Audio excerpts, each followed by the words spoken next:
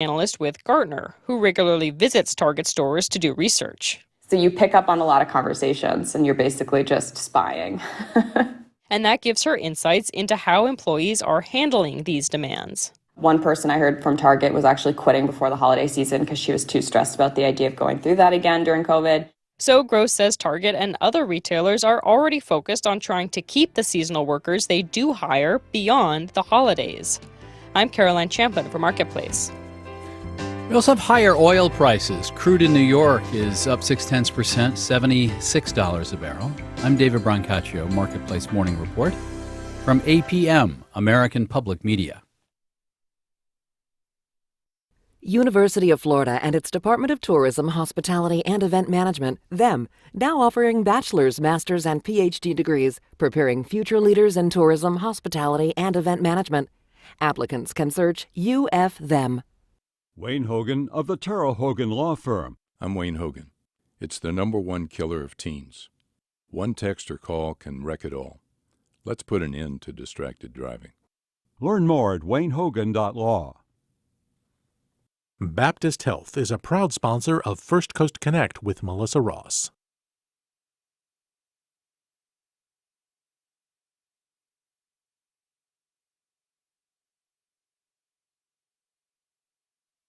This is WJCT News 89.9 Jacksonville. Ahead in the next 5 minutes, live local news for the First Coast from the WJCT News team.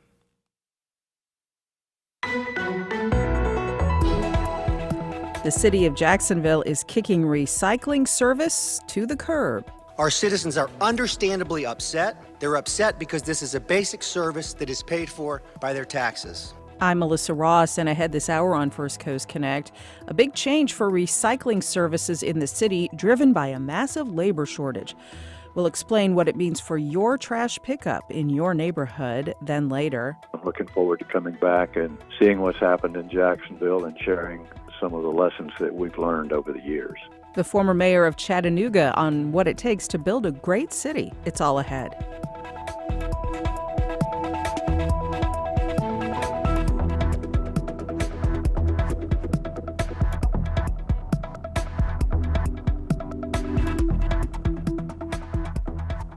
After the day's news.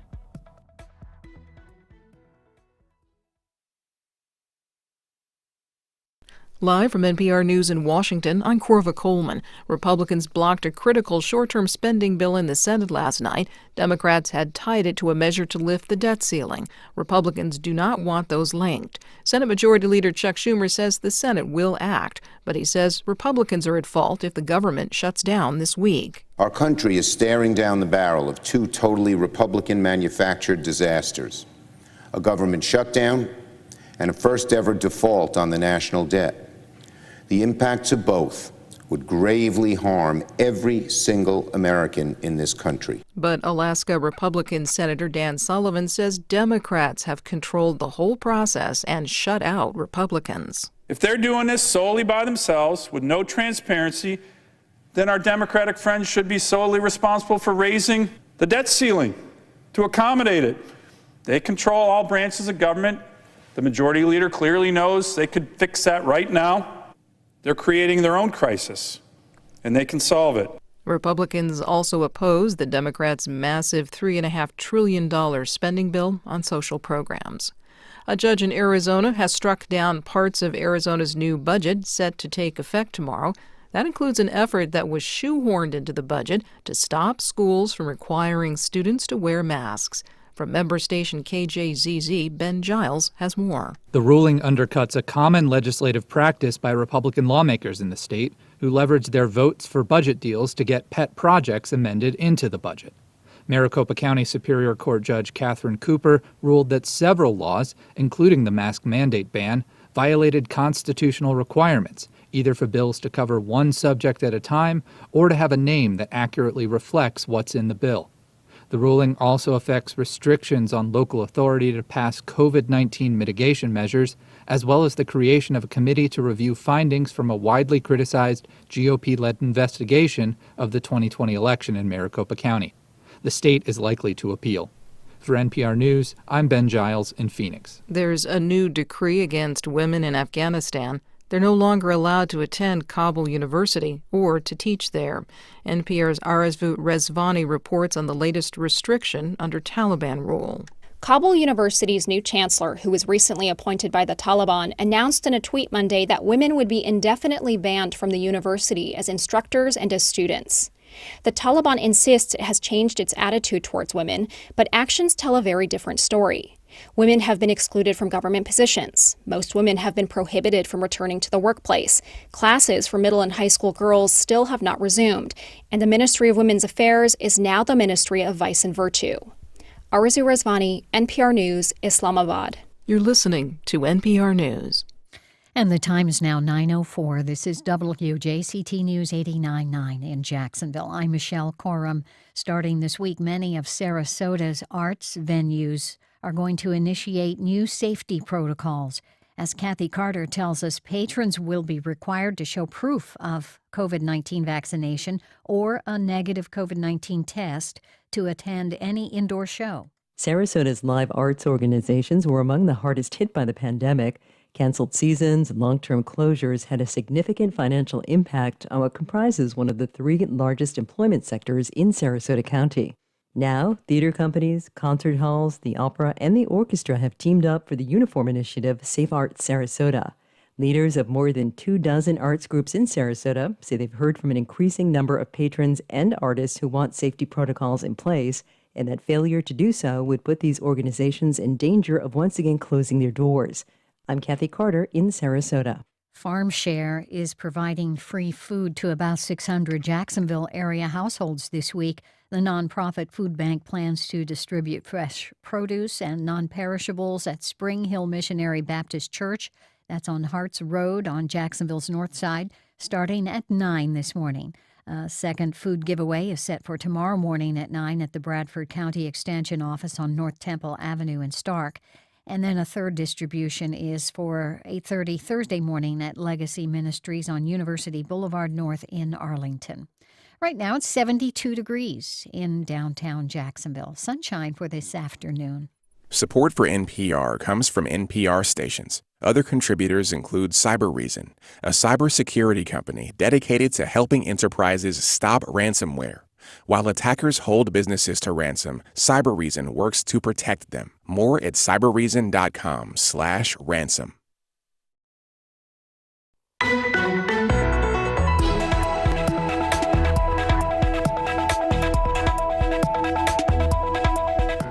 The city kicks recycling service to the curb. Good morning. We're live from Studio 5. I'm Melissa Ross, and this is First Coast Connect. Thanks for listening. Just ahead, we're trash talking today on the show why labor shortages are putting a big pause on recycling your waste. What are your questions, thoughts? Give us a call now, 549-2937. Then later, building a great city, a conversation with the former mayor of Chattanooga on what it takes to take a town from the doldrums to the heights.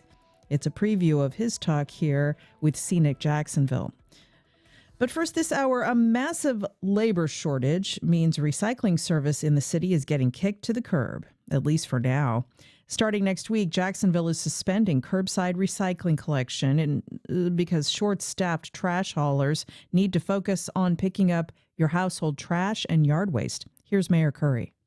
Our citizens are understandably upset. They're upset because this is a basic service that is paid for by their taxes. This was a difficult decision. I know this is not a perfect solution, and that many people in our community are passionate about recycling. This is why we're standing up 14 recycling drop-off sites throughout the city. There will be 14 drop-off points all around town where you can drop off your recycling starting Monday.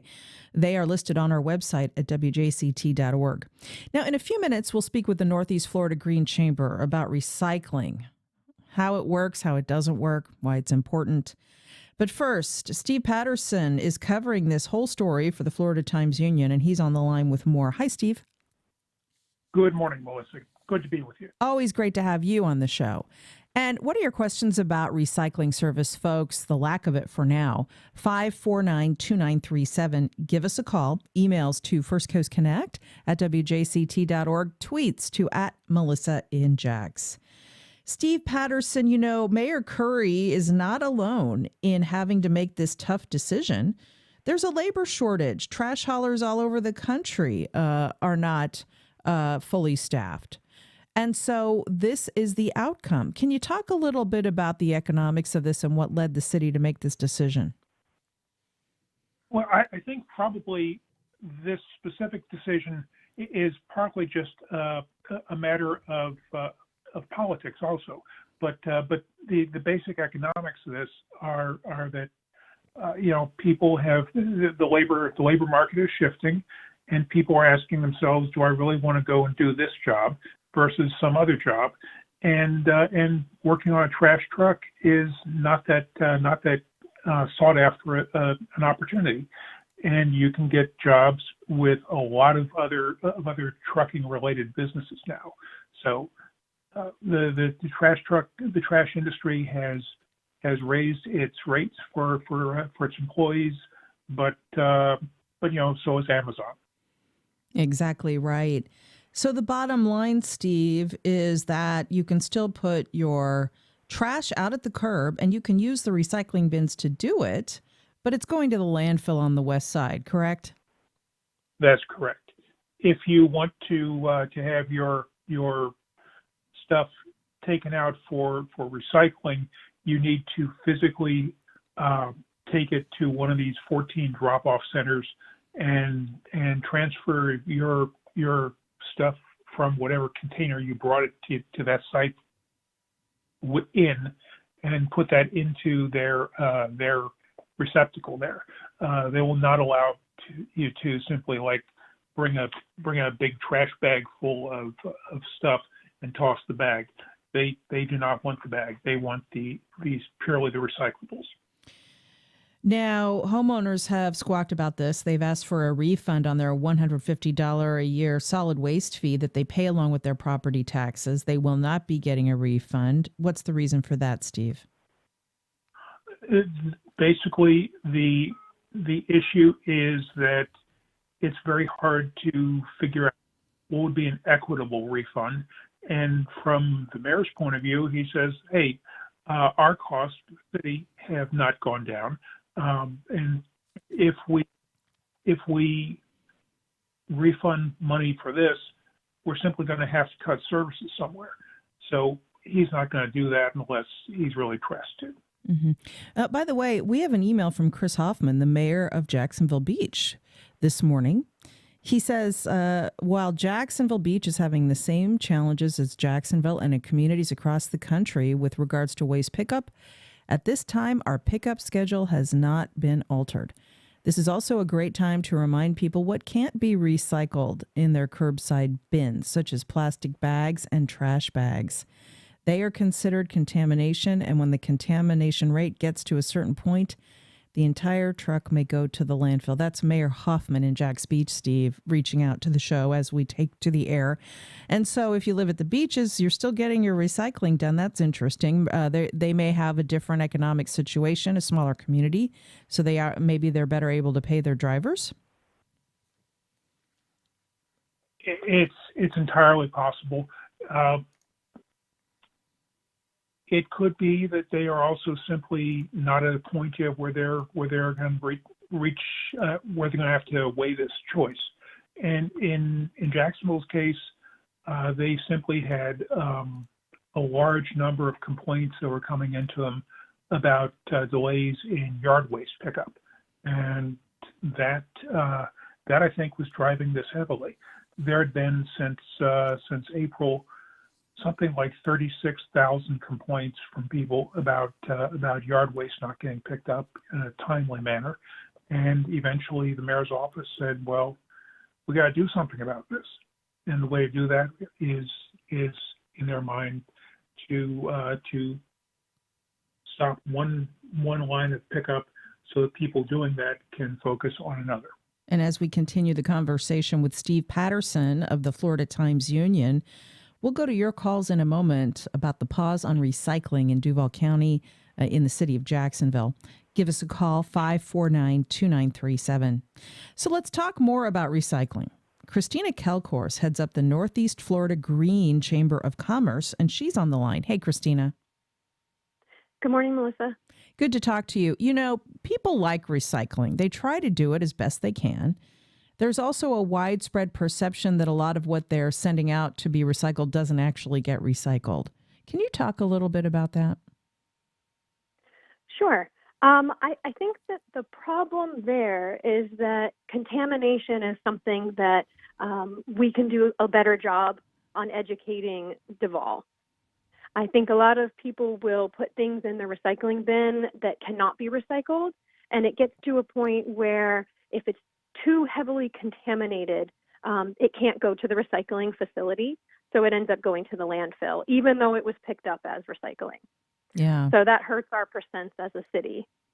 Right. And so people tend to put a lot of stuff in the recycling bin with the big yellow top that they think is okay to put in there, but it's not, correct? What is okay to recycle? Sure, that's called wish cycling. So yes, you throw and I've everything done in, it. hoping I do it. Yeah. I've done it. It's a difficult thing, and I'm not saying it's easy. Recycling can be complicated. It's easy, but it can be complicated. There's certain things that you can't throw in because they're dirty, but if they were cleaned, they would be fine. For instance, like a pizza box. You have to take off the layer of the plastic wrap where the cheese would be so that you can recycle the rest of the box. And plastic bags, a lot of people think they can recycle plastic, and you can, certain levels of it, but you can't recycle the plastic bags. And those actually hurt the recycling machines at the recycling facility. So they get caught in all the grinders, and what happens is they end up just taking those plastic bags along with the other recyclables that are with them sometimes, and that goes to the landfill. You know, later in the show, we're going to be talking about the scourge of single-use plastics and how people can answer a survey about them that the University of Florida is doing. Christina, we all try to recycle if that service is available to us, but the bigger picture is that we need to reduce the use of materials that are not good for the planet, and that's easier said than done. Tell us how the North Florida Green Chamber focuses on that. Sure. I think that what you're talking about is reduce, reuse, recycle. Yeah. So you really want to reduce first. So we do education. We have toolkits on our website of where you can bring certain types of recyclables around Duval County. So it's specific to Northeast Florida. But I think that it's an education of really you don't need to buy things that have a lot of plastic. And it's okay to buy secondhand or to donate rather than throw it in the trash if you've used it once or twice. I think that's the biggest lesson, and I think people feel safe and they feel good when they recycle, but it's not always the number one answer. Right. Sometimes it's just reducing and then reusing or regifting. Yeah. Before you recycle. Two changes I've tried to make in my own life. I carry reusable bags to the grocery store. I don't use plastic bags anymore because they're basically the devil. You should not use them. They're so bad for this ocean, our oceans and our environment. And then I try to carry a little straw around with me, a little metal straw, so that I use fewer plastic straws. Those are two simple changes anybody can do. Now, if you're just tuning in, we're talking about the suspension of curbside recycling service in the city starting Monday. This is so crews can dedicate their limited personnel to the collection of garbage and yard waste. If you need to look at the drop-off sites all over town where you can bring your recycling, just go to wjct.org. There are 14 sites across the community. Let's go to a few of your calls right now, 549-2937, as we continue with Steve Patterson of the TU and Christina Kelcourse of the Northeast Florida Green Chamber. Chris in Green Cove Springs. Hi, Chris. Good morning. Go ahead. Good morning. My question is pretty straightforward. I keep hearing them talk about a labor shortage, but my suspicion is this is probably along the same lines as what's going on in the restaurant industry. For my own education, how much per hour are we paying these people to live on? In other words, is this a living wage? And that's the only question that I have. Yeah. Steve Patterson, Florida Times Union. It's my understanding that the garbage truck drivers get about $25 an hour. Is that right? That's what I was told yesterday. They can range generally between $24 and $27 an hour, and that a helper, guy who works on the back end of the truck, is paid something in the range of $17 or $18 an hour. Okay. And so then this labor shortage, which isn't just affecting the trash pickup business, as the caller pointed out, here is a tweet from Josh. There's a very simple solution. Just pay employees more. Recycling collection isn't a glamorous job, so if we incentivize it more, we'll get more applicants. Ironically, the staffing shortfall demonstrates that labor matters. What about that, Steve? I think that you need to ask yourself how much the public is going to agree to pay people. I think that certainly if you had an unlimited budget, you would eventually get a point where you could pay people to do the job. But $25 an hour, $27 an hour, that is not a bad wage. And most of the hauling industry these days has shifted to a great extent to trucks that have just the driver. So that is really the kind of expense we're talking about. That's enough that's earning better than $50,000 a year. Chris on the South Side. Hi, Chris. Do you work for a garbage collection company, I'm told? Yes. Okay. Yes. Go ahead. So I heard the guy on said that we make about over 20 something dollars an hour. That's not true. That's just for like maybe veteran drivers. But guys coming in and some of our other guys who not that experienced, it's more like $17 an hour for drivers. And the helpers, for the most part, are guys that work at like pimp services, like, you know, through the labor pool or something like that. And they don't make nowhere near like $17 an hour. And I think that's some of the problems why we have shortages. Like you said before, Amazon's hiring, you know, start $15 an hour and, you know, higher wages. And, you know, the job that we do, you know, we work in the rain, we work in the sleet, the snow, we work through COVID. We always working, and that's taking a toll on the workforce also. So I just wanted to say that. Yeah, it's a hard job. And so what are the guys that are still on the job? What are they saying? How are you getting through this? Oh, wow. Well, morale very low, as you can expect. I mean, I've been doing it almost 15 years, so I've seen a lot of changes, you know, management changes and stuff of that nature. And, you know, it's just difficult. You know, we're barely off. You know, when people are home with their families during the holidays, we have to work. Yeah. You know, we have 2 days off a year. That's Thanksgiving Day, that's Christmas Day. And if those holidays fall on a weekday, we have to come in on that Saturday to make up for that day.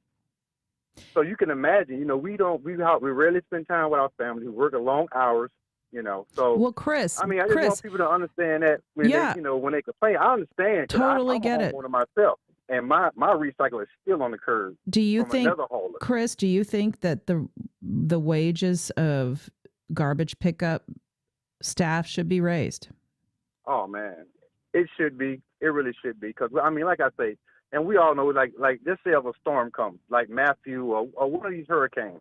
I mean, we are first responders too. We're always responding. As soon as the storm is over, we're out there. When people's house flooded, we the ones come pick it up by hand and we haul that stuff off. You know what I'm saying? And for a long time, I never hear anything about the garbage guys getting any recognition. You know, nobody thinks of us. You know, we put our stuff out. Most of us rarely know our garbage guys. We don't even know what they look like. We just put our stuff out. We go to work. We come back, and that can is going to be empty.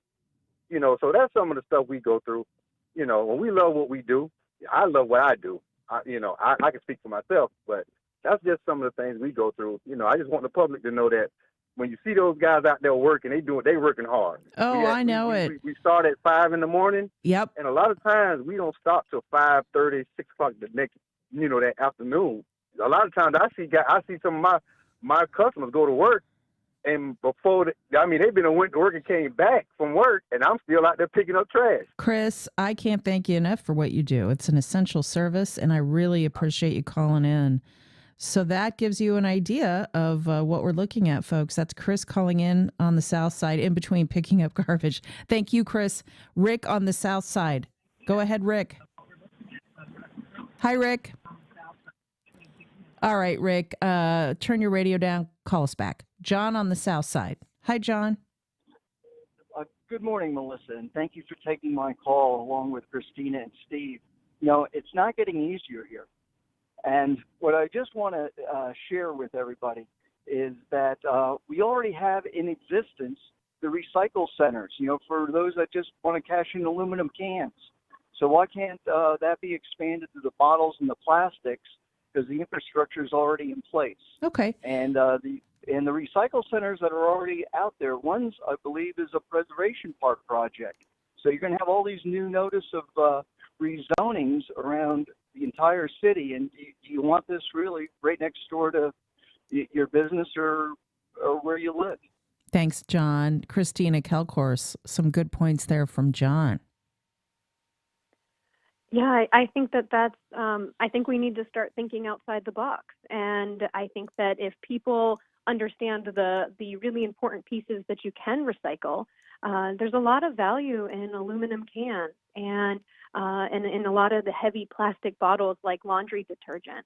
And I think that it would be a great idea to be able to drop those off in safe areas like the caller mentioned. I think that that's something that we should consider. I know that in the past, the recycling used to be that it was separated and you were only allowed to put cans in, aluminum cans in this bin and plastic in this bin. And they've changed that, and it's now gone to putting everything in one bin. So I think that there's some education, again, like I mentioned before, that we could start a new system that's a little bit more effective and easier for folks. Let's try Rick again on the south side. Rick, are you there? Hey, Rick. Oh, he's still got his radio up. Okay, Steve Patterson, here we have so many tweets and emails. Here's an email from a listener. Because of the pandemic, restaurants and coffee houses are using more throwaway containers, plates, cups, plastic cutlery. So basically, Steve, we need this is happening at the worst possible time because we're using a lot more stuff that needs to be recycled. Very true. And Jacksonville is unusual for a city of its size to not have a recycling program in place. This is only a suspension. It's not that they're ending the program, but it is certainly an unusual thing for a city of this size to not have ongoing recycling. A tweet from one listener: I'm sad our bird park, Riverside Park, is now going to be a trash drop-off. A tweet from Dave: recycling plastics is unsustainable. Very few plastics are able to be recycled into new products. It's a marketing myth for the petrochemical industry, he says. Christina Kelcourse, that gets back to your point that we need to just use less plastics in general. And we need to search for ways to change our daily routine to make that happen. It's hard to change habits, but it can be done. Absolutely can be done. It's being done in other cities with very effective recycling programs.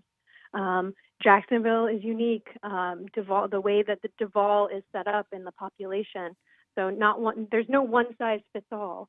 So the city really needs to figure out what's a good program for this area. I do think that our waste management is working very hard, and I've spoken with a lot of people in the waste management department with the city of Jacksonville, and I know that they're all trying to do the best that they can, and they're all very passionate about recycling. I think that the community needs to come together and embrace an education campaign of what you can recycle. There is another point that I think nobody's mentioned is that the landfill is run by our waste management, but then the recycling center that Jacksonville has is Republic Services. And that's where residential curbside recycling goes. So I think it's just a matter of people really trying to understand the way that the system works and understanding what they can recycle, and then working with the waste management to make sure that it happens efficiently. Steve Patterson, as I mentioned, on your website at jacksonville.com and on our website at wjct.org, we list all of the 14 drop-off points where people can bring their recycling. But Steve, people have a lot of questions about how to do this. We're getting lots of tweets. Can I bring my recycling in a paper bag? Can I bring my yellow recycling container to the spot and dump everything off? People want to know how to do this properly. Can you provide any insights?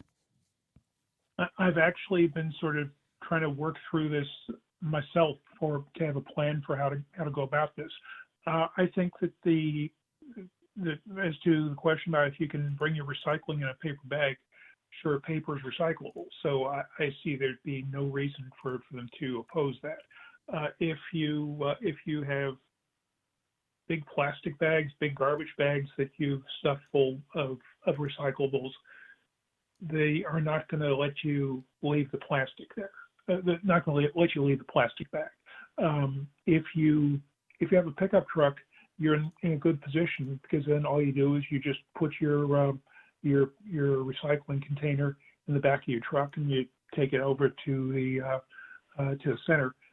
There will be at the center a receptacle that holds up to 8 cubic yards of recyclable material. And actually, I think there will be several of these containers at each of these recycling drop-off spots. Thanks for that. Again, go to wjct.org, find the nearest drop-off spot to you. And as Steve mentioned, this isn't permanent. Hopefully, we'll have service restored soon. Still, lots of frustration out there. Certainly, garbage collection is the most basic function of local government. So this is not good, folks. Thank you, Steve Patterson of the Times-Union and Christina Kelkhorst, Northeast Florida Green Chamber. We so appreciate you being with us. Glad to be here. Thank you, Melissa. Much more still ahead. Meanwhile, later we are going to roast up some delicious fall menus with Edible Northeast Florida as they celebrate 6 years on local newsstands. But up next. Jacksonville was one of our inspirational cities, and so I'm looking forward to coming back and seeing what's happened in Jacksonville and sharing some of the lessons that we've learned over the years. Taking a town from blah to ah, the former mayor of Chattanooga shares some wisdom how to build a great city. That's next.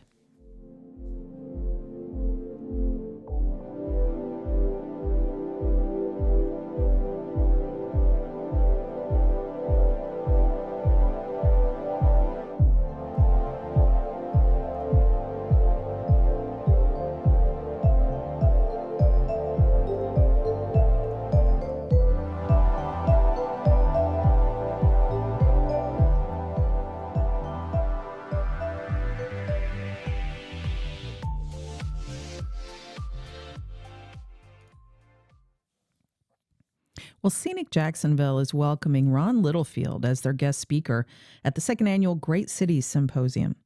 Littlefield is a city planner and the former mayor of Chattanooga, Tennessee. While he was mayor up there, he attracted major investment in the city from companies like Volkswagen and others.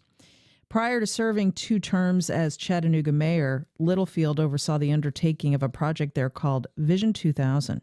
It was one of the first large-scale visioning projects in the U.S., and it paved the way for Chattanooga's huge transition from the dirtiest city in America to a new local economy based on sustainability and quality of life. So what can Jacksonville learn from Chattanooga's transformation? Ron Littlefield gave me a few insights into his upcoming talk. Here's that conversation. Ron Littlefield, it's a pleasure to speak with you. Thanks for joining us. Glad to be with you this morning. Lots of excitement as you will be the keynote speaker at the upcoming Great Cities Symposium at the Garden Club in Jacksonville. Now, as former mayor of Chattanooga, you oversaw the undertaking of a visioning project for your city, Vision 2000, and it transformed Chattanooga, Tennessee. What can we learn from your experience? Well, we were inspired by many other cities, and I can't take credit for all that has happened. And I actually wasn't mayor when we did that visioning thing back in the 80s. I was a city planner and was assigned that task. Jacksonville was one of our inspirational cities, and so I'm looking forward to coming back and seeing what's happened in Jacksonville and sharing some of the lessons that we've learned over the years. And what would some of those be? You took a city that had some similar challenges to what we are facing, and you really made a real dent in them. You really moved the needle on some of these issues. What were some lessons learned in Chattanooga? Well, the lessons learned are that quality of life is priceless. It's one of those things that you can't really overstate the effect. In fact, Chattanooga was an old industrial city, tired old industrial city. Many people called it a Rust Belt city in the South. And we overcame that reputation, and we finally began to attract tourists first to keep our young people in Chattanooga. We were losing our young people. And then just back in 2008, we attracted Volkswagen to build their billion-dollar plant in Chattanooga. And the president of the Volkswagen of America at the time stood up when the announcement was made and said they came here because of the intangibles, and explained that intangibles meant quality of life. That's something that most people would never have foreseen back in the 80s when we started our transition. Yeah, so Chattanooga now is seen as a cool city, a city young people want to live in. That is the goal here in Jacksonville. Now, you said you increased tourism to Chattanooga, and that had the effect of keeping young professionals around. How did you do that? Well, we moved with audacity. That's a word that I latched on to, and whenever I was working with groups or whenever we were rethinking the future of Chattanooga, audacity was something that we pursued. Best example of that was building the aquarium downtown on the riverfront. Now, that doesn't sound like such a big deal today, but at the time we undertook it, very few cities had an aquarium, at least not a large world-class aquarium like we were planning to build. And so it was an audacious move, and one that got the attention of people all over the country. And I'll talk about this in my talk next week. People sometimes call me and say, how could we build an aquarium? And I say, I really don't know that I would do that today, because there are many of those scattered around the country now. But when we did it, it was unique. And every community has unique qualities, and it's just a matter of finding those and capitalizing on them. Now, how did you get everyone on the same page? Because one challenge Jacksonville has is there are all of these plans and ideas floating around for how to develop the downtown waterfront in particular. But getting a visioning plan that everyone can agree on and that can actually be executed, that's easier said than done. What are your insights about that piece of it? Well, I would reassure you, and I would reassure people all over the world, that it's never possible to get everyone on the same page, but the main thing is to get the opinion leaders all working together. We fought like cats and dogs over everything from the aquarium all along the way as we were undertaking the transformation of Chattanooga. People think that we went held hands and went skipping down the road. No, we fought all along the way, but we managed to sit down across the table from one another and seek those special things that made a difference that we could all agree on. Another city that we were inspired by was Indianapolis, which in planning circles back in the 70s, Indianapolis was jokingly referred to as India No Place. So we took 52 people from Chattanooga up to Indianapolis to see how they had changed the mood and the minds of people in Indianapolis.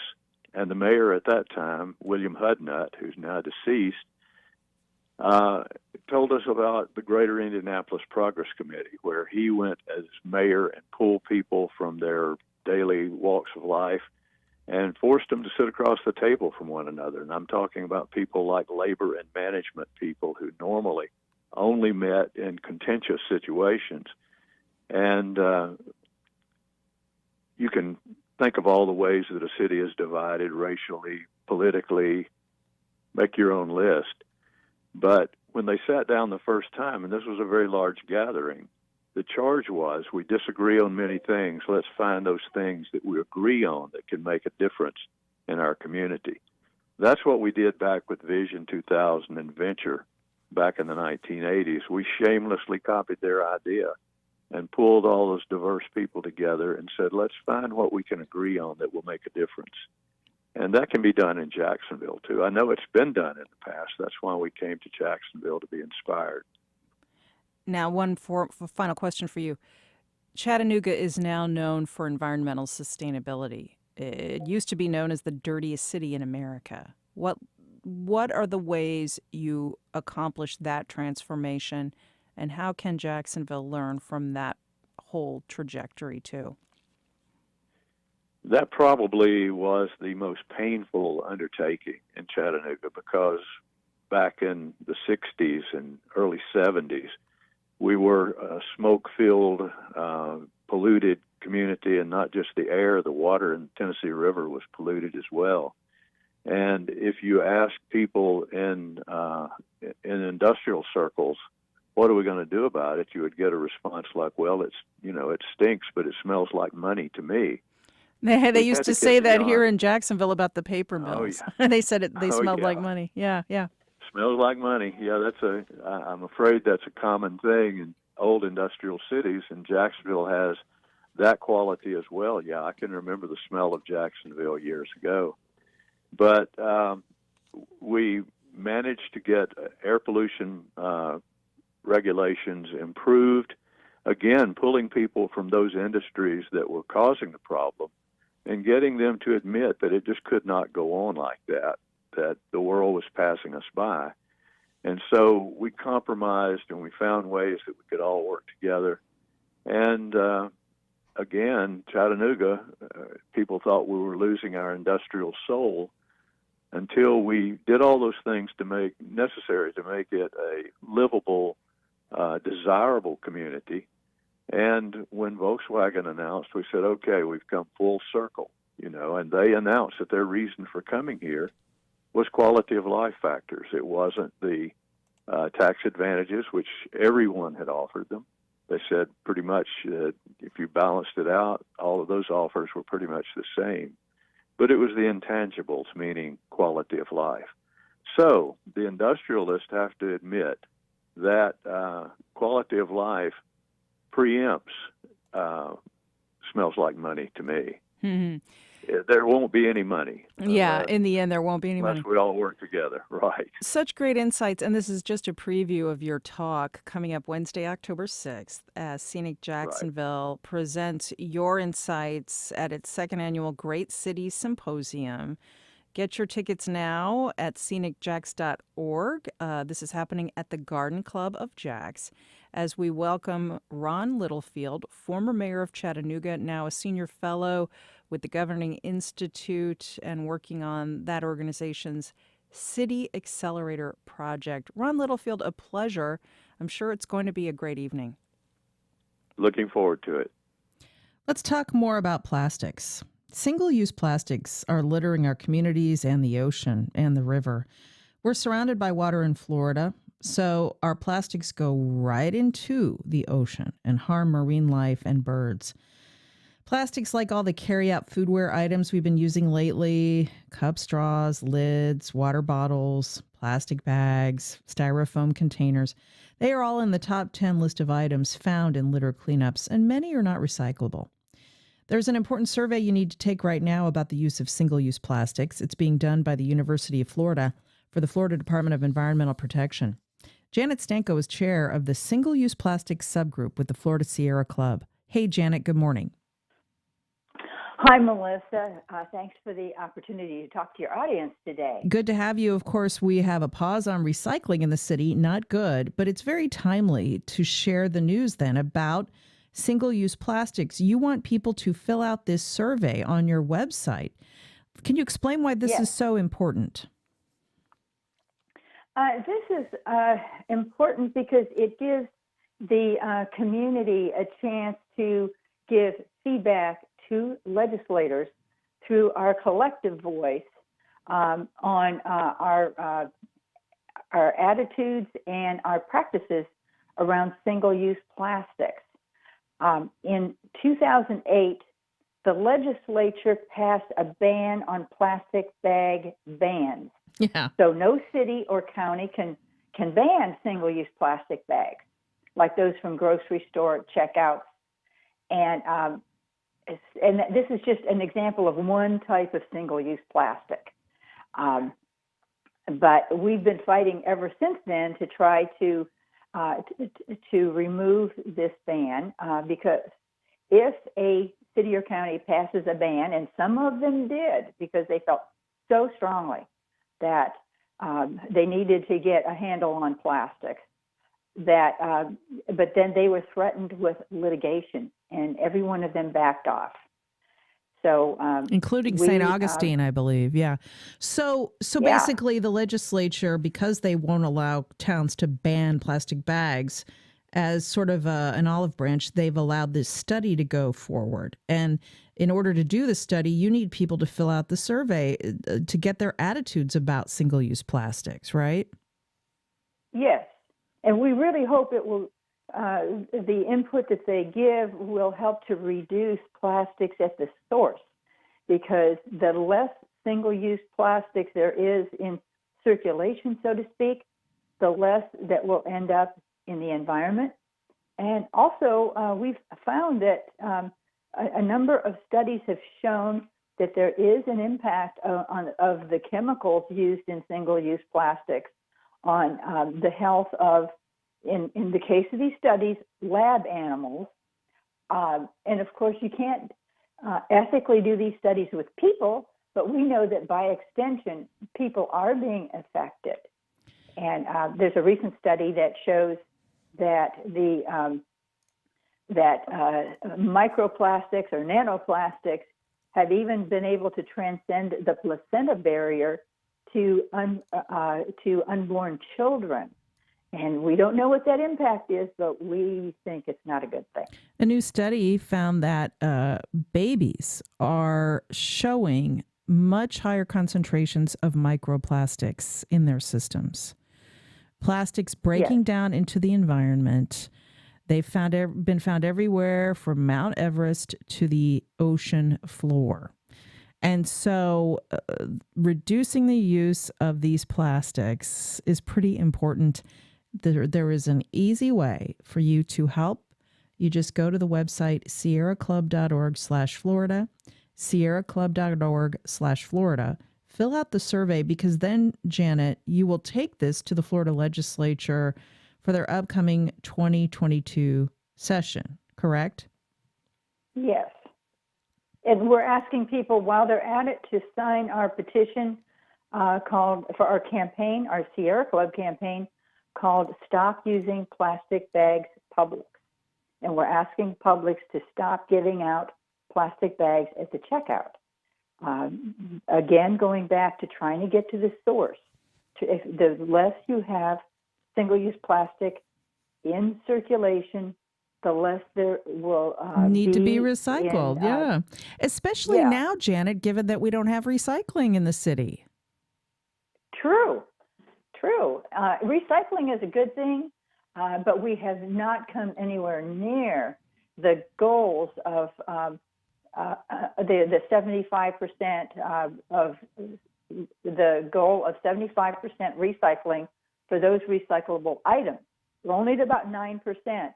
And then now, as we're hearing, a lot of cities and counties are temporarily pulling back, and some of them will probably never reinstate the recycling collection, because it's a challenging process. Folks, this is a change I've made in my own life. and it takes 21 days to get your brain to adopt a new habit. 21 days, right? Put reusable bags in the back of your car. That's what I do. And then every time I go to Publix or any grocery store, I pull out my bags and I use them. That is the only change I've really made to try to reduce in my life. Just no more plastic bags. Anyone can do this, just about. You can also go to sierraclub.org/Florida, sierraclub.org/Florida. Go there and fill out the survey. Let people know how you feel about single-use plastics so that you can help provide data on this study being conducted with the University of Florida. This is actually commissioned by Florida's Department of Environmental Protection. Again, sierraclub.org/Florida. Go there today, sign the petition, and fill out the survey. Make Janet Stanko very happy. Janet Stanko, chair of the single-use plastic subgroup with Florida Sierra Club. Thank you so much for joining us. Thank you for the opportunity to speak to your audience today. Again, sierraclub.org/Florida. Do it today. And in a moment, we are roasting up a delicious fall with Edible Northeast Florida. That's coming up next.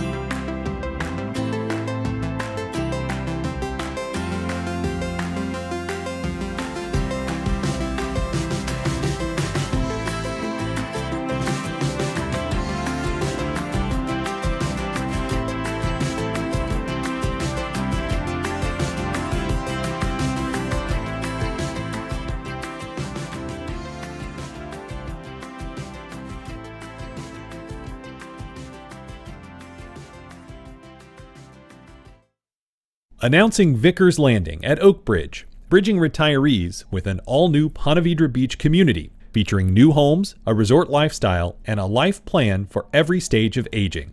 Information at vickerslanding.com. Lee & Kate's Glass, family-owned and operated for 95 years. Lee & Kate's Glass is your source for upgrading your home's glass, from shower doors and mirrors to windows and tabletops. Learn more at leeandkatesglass.com. The pandemic has made it hard to fly overseas, but for some passengers, just getting through airport security is challenge enough. There is such a strong sense among the trans community that when you go to the airport, you are likely to experience something dehumanizing or potentially violent. The invasive interactions trans people often experience at U.S. airports. It's on the world. This afternoon at 3, here on WJCT News 89.9. On the next Fresh Air, Anita Hill. It's been 30 years since the Clarence Thomas confirmation hearings, where she testified he'd sexually harassed her. We'll look back on the hearings and talk about how that experience changed her life and turned her into an activist for women's rights and against gender-based violence. She has a new book called Believing. Join us. Today at noon on WJCT News 89.9. Tabitha Brown has been described as one of the internet's kindest and most unlikely superstars. She's probably best known these days as a vegan foodie. Her TikTok videos are watched by millions, but she says acting remains food for her soul. And we'll hear more from Tabitha Brown next time on 1A. Today, starting at 10 on WJCT News 89.9.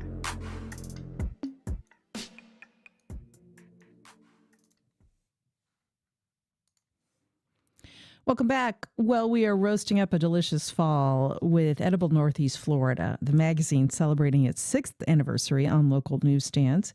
Editor Lauren Titus is on the line with the delicious details. Hey, Lauren. Good morning, Melissa. You know, it's amazing that you started in the fall of 2015. We are in a very different time now. But one thing that has changed, or has not changed, I should say, is the growth in the local foodie community. And you've covered that every step of the way at Edible.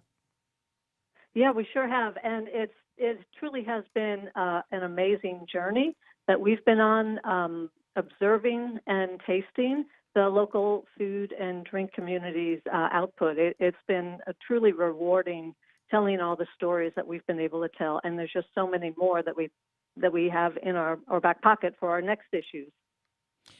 All right. So it's fall, and we kind of feel it here in our corner of Florida. You're celebrating that with your fall issue called Roasted. What's inside these pages? Yeah, so every issue has had a different theme over the past 6 years. And this issue, we talk about all things roasted, anything you can cook over an open fire, including some of my favorites, of course, chocolate and coffee. But also any type of food item can be cooked that way. And we've got some great tips from a lot of the pros in our area who do cooking for a living, telling us how to take tomatoes and mushrooms and winter squash and meats and transform them through the magic of fire. Now, in addition to roasting our food, you get into the coffee bean fueled transformation and how we take our daily caffeine with local roasteries. There is an incredible variety around town. Tell us what you discovered. Yeah, so that's been one of the tremendous growth areas that we've seen over the past 6 years is the number of not only coffee houses but also local roasters. And we have a fun coffee roastery trail illustrated by Ryan Newhauser, illustrating where you can find different roasteries throughout the area. There's 30 different roasters in this area, and as I say, some of them have coffee houses, but some are wholesalers that you can buy online, or they provide coffee to some of the different eateries around town. What's been the most dramatic change that you've seen in the culinary world in the 6 years that you've been publishing here? Well, certainly Instagram has provided a platform for pretty much anyone who enjoys food and who enjoys dining out. And to be able to learn things through Instagram has been a tremendous opportunity for us as well. And it also helps other people learn about what's going on. But also the interest in where food comes from. We've got some local farms that provide ingredients to area restaurants and eateries. And it's been really encouraging to see people ask more questions and support the local farms. One of the areas of growth during the pandemic was with the local farms who were able to increase their output, fortunately, when we had some food shortages, and sell directly to customers. So I think it's been the interest in where our food comes from and how we can best support our local community that's been really encouraging to see. Yeah. And in the pandemic, too, people have really turned to Hearth and Home. And so that has given you a lot of new material to work with, too, hasn't it? Absolutely. And as you say, the interest in cooking, a lot of people didn't really know how to cook when they were forced at home a year and a half ago. So one of our projects was pulling together a cookbook to help people who either may be new in the kitchen or needed some new ideas because they were cooking for themselves 3 times a day, 7 days a week. And it's been really great and encouraging to see that interest in cooking at home continue. Even though people love to dine out, the reality is we do need to cook at home on occasion. So it's been fun providing ideas, tips, recipes for home cooks. So 6 years of publishing a magazine. It's all over town on newsstands, free to pick up. And let's hope for many more, Lauren, because it's tough to publish print publications in these times. Yeah, we've seen a couple of local publications, unfortunately, go out of business. And, it's like every other industry. We're hearing about and dealing with labor shortages and increasing prices of paper. So we're committed. We're in it for the long haul, and we're very optimistic through the community support that we've received that we can sustain through these challenging times and succeed beyond that. Hear, hear. Congratulations. Lauren Titus, she's editor at Edible Northeast Florida, pick up their 6th anniversary issue this month. It's called Roasted. Thanks, Lauren. Thank you, Melissa. And thanks, everyone. Thanks also to senior producer Heather Schatz. Our director today is Isabella De Silva. Our associate producer is Catherine Hobbs, and Jessica Palumbo is our editorial director. Keep those emails coming. We like your feedback so much. First Coast Connect at WJCT.org. Drop us a line. I'm Melissa Ross. We'll be back at 9 a.m. tomorrow. In the meantime, fill out those surveys, folks. SierraClub.org/Florida. And have a great day.